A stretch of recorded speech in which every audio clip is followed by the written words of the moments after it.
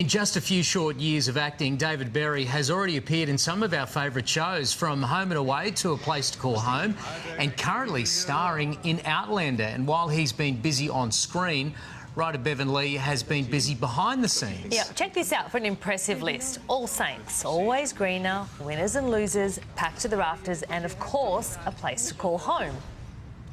So, do writers and actors always see eye to eye? And what really happens on set on one of the country's famous dramas? There was a snicker when we said that, so maybe not. I don't know. Nervous laughter, I thought it might be. Tension here. Bevan Lee, David Berry to us live. Guys, is it possible for you guys to get along? Oh, absolutely. Yeah.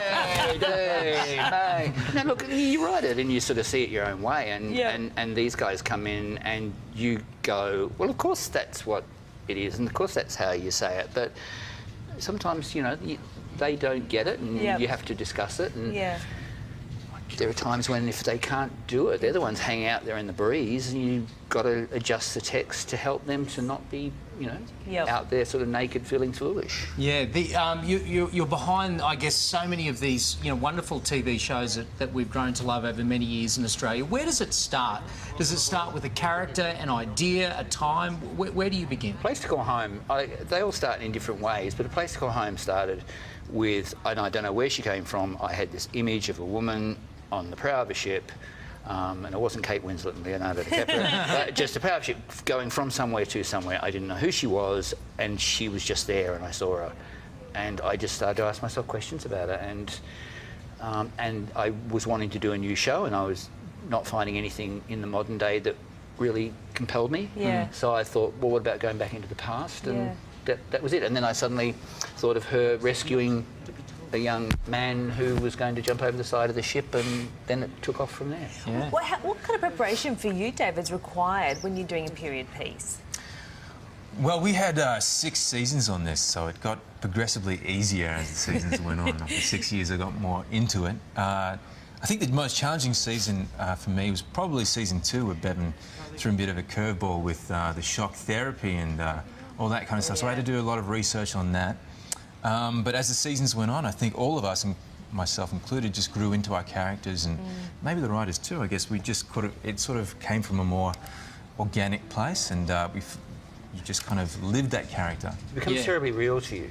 You know, and absolutely. And the world, somehow your world and its world, as it goes on, merge. And David, it's not just A Place to Call Home for you, Outlander as well, which is just such a massive smash hit, isn't it? What is it about these period pieces that you just seem to be slipping into that genre at the moment?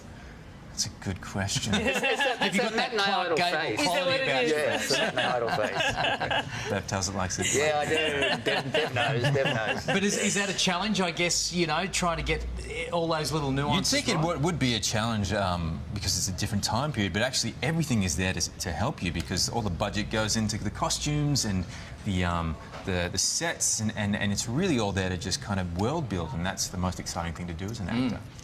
Bevan, for you, when you're writing something like this, do you picture the actor that's going to fall into the role? Do you think to yourself as you're writing this particular, you know what, I need David, he's going to be this person?